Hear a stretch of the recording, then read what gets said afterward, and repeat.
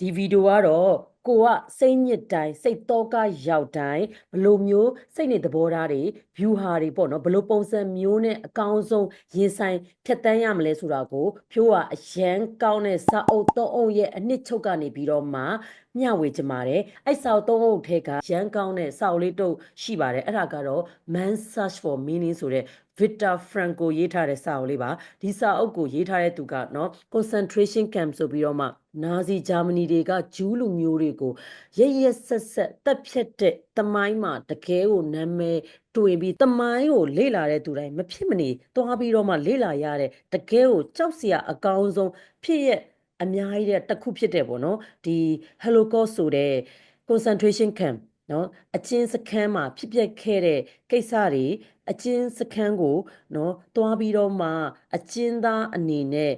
ဖြစ်ခဲ့တဲ့စာရေးဆရာဗစ်တာကိုယ်တိုင်ရေးထားတဲ့စာအုပ်လေးဖြစ်ပါတယ်ဒီစာရေးဆရာက psychologist ပါသူအပါဝင်သူမိသားစုတစ်ခုလုံးကဒီအချင်းစခန်းမှာပေါ့နော်ကြာပြီးတော့မှသူတယောက်ပဲ survive ဖြစ်ပါတယ်တခြားသူတွေအကုန်လုံးဆုံးပါသွားတယ်တခြားသူတွေအကုန်လုံးကအဲ့ဒီမှာပဲဆုံးသွားတယ်တည်သွားတယ်အဲ့တော့ဒီလိုမျိုးနော်ဘဝကိုလူမဆန်မဲနဲ့ရက်ဆက်ကြမ်းကြုတ်စွာဖြတ်တန်းခဲ့ရတဲ့သူတယောက်အနေနဲ့ပြန်ပြီးတော့မှလွတ်မြောက်လာတဲ့အချိန်မှာသူ့ကိုယ်သူပြန်ပြီးသုံးသပ်ပြီးတော့မှနော်စိတ်ပညာရှင်ဖြစ်အောင်ပြီးရင်လူတွေကိုအကျိုးပြုတဲ့စာအုပ်တွေရေးပြီးတော့မှဒီလိုအခက်အခဲတွေကြုံတွေ့ရင်ဘယ်လိုမျိုးရင်ဆိုင်ဖြတ်တန်းရမလဲဆိုတာကိုမျှဝေထားတဲ့စာအုပ်ပါဖြိုးတို့လိုမျိုးနော်ဒုက္ခတွေများတဲ့လူတွေအတွက်တကယ်ကိုအရန်ကောင်းတဲ့စာအုပ်တို့ဖြစ်ပါတယ်ဖြိုးအရန်ကြိုက်တဲ့စာအုပ်ပါအဲ့တော့ဒီ Viktor Frankl ကဘာကိုပြောလဲဆိုတော့သူနဲ့တူတူပေါ့နော်ဒီအကျဉ်းထောင်ထဲမှာဖြတ်တန်းခဲ့ရတဲ့လူတွေအကုန်လုံးကိုပြန်ပြီးလေ့လာပြီးတော့မှတကယ်ဘဝမှာနော်မခံနိုင်တဲ့ဒုက္ခအကြီးကြီးတွေကိုရင်ဆိုင်ဖြေရှင်းတဲ့အချိန်မှာအခုရှေ့ကပြောသလိုမျိုးပဲပေါ့နော်လုံးဝ fragile ဖြစ်ပြီးတော့မှအဲ့ဒီအကျဉ်းထောင်ထဲမှာပဲနေ့စဉ်မဖြတ်တန်းနိုင်လို့ကို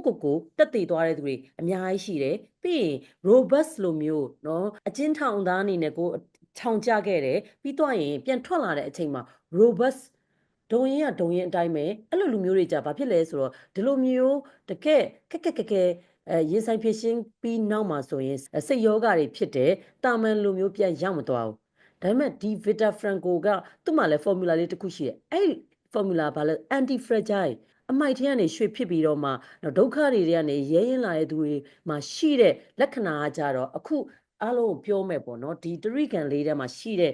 ၃မျိုးသူတို့မှာရှိတယ်သူတို့ရဲ့ဘဝကိုသူတို့အတိတ်ပဲတွေလေးနဲ့စွာဖြတ်တန်းနိုင်တဲ့သူတွေဖြစ်တယ်ဒါကြောင့်မို့လို့ဖြိုးတို့ကအခုနော်ကိုဒုက္ခတွေကြုံတွေ့နေရတယ်ဖြိုးဆိုရင်လည်းဒုက္ခတွေအများကြီးကြုံတွေ့ဘူးတယ်ပေါ့နော်ဥပမာကိုကအခု COVID-19 ကိုဖြတ်တန်းရတယ် COVID-19 ကိုဖြတ်တန်းတော့ဆိုရင်ကိုဘာကိုကအတိတ်ပဲပေးရမလဲဆိုဒီဒုက္ခကြီးကိုငါတို့ကြော်လွှားပြီးသွားပြီဆိုရင်နောင်ကျရင်ဖြစ်မဲ့တဘာဝဘေးအန္တရာယ်တွေကိုကိုကရင်ဆိုင်ဖြတ်တန်းနိုင်လိမ့်မယ်ပြီးရင်အရင်တော့အိမ်မှာမနေတတ်ဘူးအခုအိမ်မှာကိုကကောင်းမွန်ဘ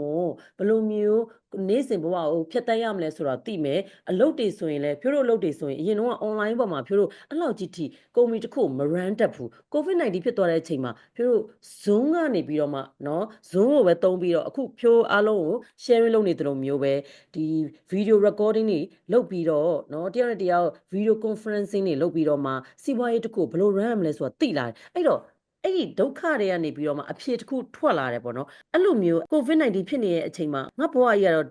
ဒါပဲလို့တွေးနေမယ်အစားโอเคငါဒီဒုက္ခကနေပြီးတော့မှတစ်ခုတော့ရမှာပဲပြီးရင်ဒီဒုက္ခတွေကငါ့ကိုပို့ပြီးကြန့်ခံအောင်လုပ်ပေးနေရပို့ပြီးလေးနေအောင်လုပ်ပေးနေရဆိုတဲ့အဓိပ္ပာယ်တွေပေးလိုက်မယ်ဆိုရင်အဲ့အချိန်မှာဖြစ်ပျက်နေတဲ့အချိန်မှာကိုကပို့ပြီးတော့မှရင်ဆိုင်ဖြေရှင်းနိုင်စွမ်းရှိလိမ့်မယ်အဲ့တော့ဘာကြောင့်မလို့အဲ့ဒါကိုပြောနေရလဲဆိုတော့ဒီမှာခဲကိုကဘာကျော် philosopher Nietzsche ရဲ့စကားလေးတစ်ခုရှိပါတယ်အဲ့ဒါ He who has a strong enough mind can bear almost anyhow လူတယောက်ကဘာကြောင့်ဆိုတဲ့နော်ဘာကြောင့်ငါဒါကိုဖြတ်တန်းရတယ်ငါဘာကြောင့်ဒီဟာကိုလုပ်နေလဲငါဘာကြောင့်ဒီဒုက္ခတွေကိုခံစားနေလဲဆိုတဲ့ reason အဓိပ္ပာယ်နော်အနက်အဓိပ္ပာယ်ကိုသိတယ်ဆိုရင်ဘလောက်ပဲခဲရင်ပါစေရင်ဆိုင်ဖြတ်တန်းနိုင်မှာဖြစ်ပါတယ်ဥပမာမိဘတယောက်ကပထမဆုံးကလေးတယောက်မွေးတယ်အရန်ကိုပင်ပန်းတယ်ဒါပေမဲ့အဲ့ဒီအမျိုးသမီးမှာအဲ့ဒီအမျိုးသားမှာဘာကြောင့်ငါဒီကလေးကိုယူလဲနော်ကိုယ့်ရဲ့ why strong enough why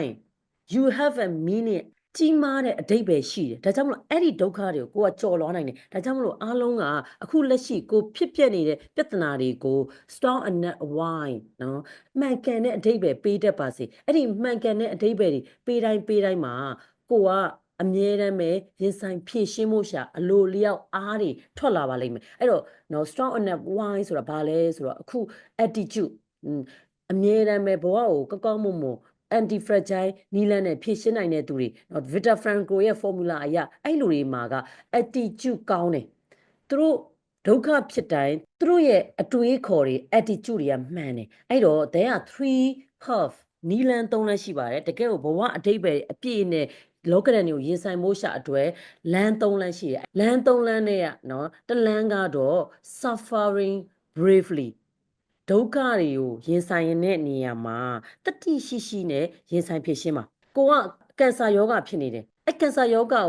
အိပဲနဲ့ငါမခံစားနိုင်တော့ဘူးငါတော့သေရတော့မှာပဲဆိုပြီးတော့မှ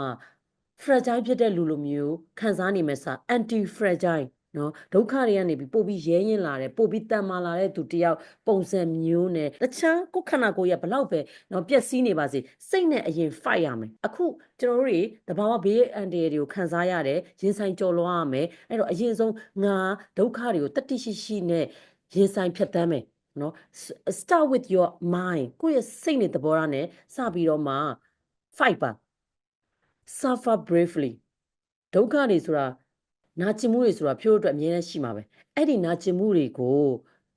တွန်းထုတ်နေမဲ့အစားမလို့ချင်မှုဆိုပြီးတော့မှပြောနေမဲ့အစားဖြစ်နေမဲ့အစားအော်ဒါကတဘာဝပဲပြီးရင်ဒါတွေကိုငါကြက်ခံအောင်ရင်ဆိုင်ဖြေရှင်းမယ် drop the fear of suffering နာကျင်ရမှာကိုကြောက်နေတဲ့ဒုက္ခတွေကိုခံစားရမှာကြောက်နေတဲ့အရာကိုလွတ်ချလိုက်ပါအဲ့လိုမျိုးလွတ်ချပြီးတော့မှ embrace ရင်ဆိုင်မှာကြော်လွှားပါပြီးရင်လက်ခံလိုက်ပါဥပမာကိုကကန်ဆာဖြစ်တယ်ငါဒီကန်ဆာကိုကြော်လွှားရင်းနဲ့မှယောဂဖြစ်တဲ့သူတွေကိုငါပို့ပြီးတော့မှနားလည်လာမယ်ဒီကန်ဆာကိုကြော်လွှားရင်းနဲ့မှငါပို့ပြီးတတိရှိတဲ့သူပို့ပြီးတော့ခန္ဓာရည်စိတ်ကြန့်ခိုင်တဲ့သူတယောက်ဖြစ်လာမယ်ဆိုတာကိုစိတ်ထဲမှာအရင်ဆုံးတွေးပါပြီးငါကန်ဆာဖြစ်တဲ့အတွက်နောက်ကျရင်ကျန်းမာရေးကိုငါပို့ပြီးတန်ဖိုးထားတော့မယ်ဆိုတဲ့နော်အသိစိတ်တွေနဲ့အဲ့ဒီဒုက္ခတွေကိုရင်ဆိုင်ကြော်ဖြစ်ရမှာဖြစ်ပါတယ်အဲ့တော့ဒါကနော် Victor Frankl ရဲ့ anti fragile ဖြစ်တဲ့လူတွေမှာရှိတဲ့နံပါတ်1အချက်ပါဒီစာအုပ်ထဲမှာပြောထားတဲ့ Victor Frankl ရဲ့အဓိပ္ပာယ်ရှိတဲ့ဘဝ anti fragile ဖြစ်တဲ့ဘဝကိုသွားတဲ့လမ်း3လမ်းမှာနောက်ထပ်တစ်လမ်းကတော့ pursuing the life task လူတိုင်းမှာ life task ဆိုတာရှိရဘဝတာဝန်တွေဘဝဘေးအလုပ်တွေရှိပါတယ်အဲ့ဘဝဘေးအလုပ်တွေဆိုတာကဒီရည်ရွယ်ချက်ရည်မှန်းချက်ရှိနဲ့လုပ်တဲ့အလုပ်တွေကိုပြောချင်တာအဲ့တော့ကျွန်တော်တို့က life task ဆိုတာက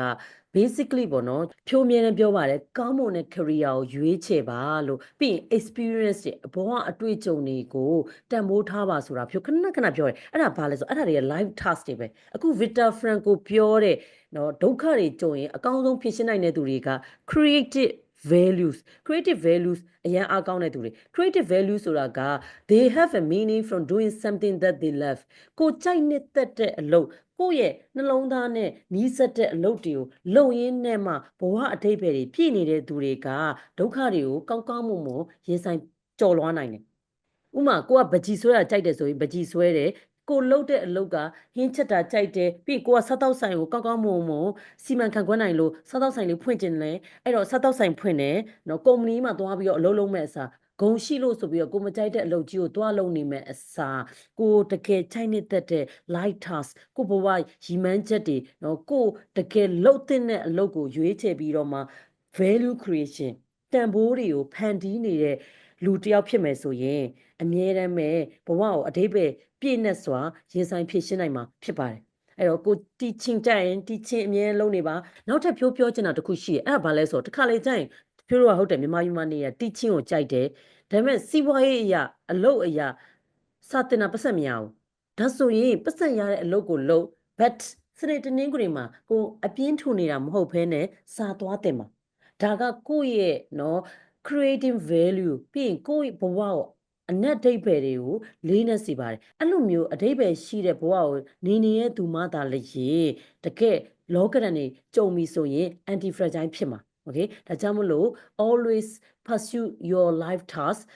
အမြဲတမ်းပဲ purpose ရည်ရွယ်ချက်ရည်မှန်းချက်အပြည့်နဲ့ဘဝရဲ့ experience တွေအတွေ့အကြုံတွေကိုနေ့စဉ်ဖြတ်သန်းမှာပြီးရင်ကိုယ့်ရဲ့ career ကိုတေချာရွေးချယ်ပါOkay နောက်ဆုံးတစ်ချက်ကိုသွားကြမယ်နောက်ဆုံးတစ်ချက်ကတော့ experiential value ဆိုတာကတော့ relationship ကိုပြောချင်တာပါ loving selflessly ကိုယ့်ရဲ့အတ္တတွေကိုမေ့ထားပြီးတော့မှချစ်ချင်းမေတ္တာနဲ့ဖြတ်သန်းပါ anti fragile ဖြစ်တဲ့သူတွေအကုန်လုံးက relationship ရဲ့တန်ဖိုးကိုနားလဲတယ်ငါအတွက်ငါအကုန်လုံးကငါအတ္တဆိုပြီးတော့မှမရှိဘဲနဲ့အတ္တတွေကိုနောက်မှထားပြီးတော့ကိုတန်ဖိုးထားမဲ့သူကိုတန်ဖိုးထားတယ်ကိုချစ်ရမဲ့သူကိုချစ်တယ်ပြီးရင်ကိုကပေးဆက်စရာရှိပြီဆိုရင်လုံးဝဘာမှမမျှော်လင့်မဲ့နဲ့ 100% ပေးဆက်လိုက်တယ်အဲ့လိုမျိုး 100% ပေးဆက်လိုက်တဲ့အချိန်ကျတော့စိတ်ကအမြဲတမ်းအေးချမ်းနေဒီဆက်ထိမခံဆိုတဲ့လူတွေပြန်သွားကြည့်လိုက်ပြီးရင်ဘဝမှာဒုက္ခတွေဖြစ်တိုင်းလုံးဝလဲပြုတ်သွားတဲ့သူတွေကိုသွားကြည့်လိုက်သူတို့တွေကအတ္တတွေကြီးတဲ့သူတွေလူတိုင်းနဲ့မတည့်ဘူးသူတို့ဖြစ်ချင်တာသူတို့လုပ်ချင်တာတွေပဲအမြဲလုပ်ပြီးတော့မှတခြားသူရဲ့အကျိုးစီးပွားကိုလည်းဘယ်တော့မှမစင်စားသလိုမျိုးလုပ်ပေးနေမှာမဟုတ်ဘူးအဲ့လိုလူမျိုးတွေ